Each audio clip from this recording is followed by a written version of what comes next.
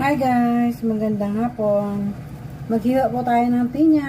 Paturo ko lang sa inyo paano hiwain yan para makita ng aking mga friend. Ayan lang ang paghiwa.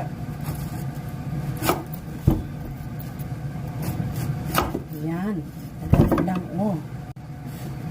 Yan lang po ang paghiwa ng ating pinya Madali lang naman maghiwa ng pinya. Sanay kasi ako nung araw pa. May pinyahan kasi kami, may tanim kami sa bukid. Kaya marunong ako maghiwa ng pinya, magbalat. Ganyan lang.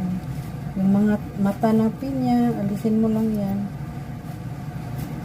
Kasi matigas yan Yan.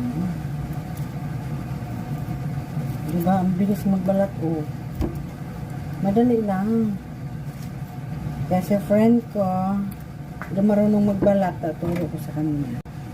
Ayan, hiwa-hiwa lang, tapos na.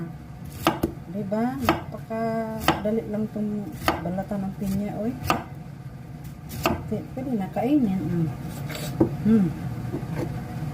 Kami, ito yung unang pinya. Pangalawa itong pinya. Dami.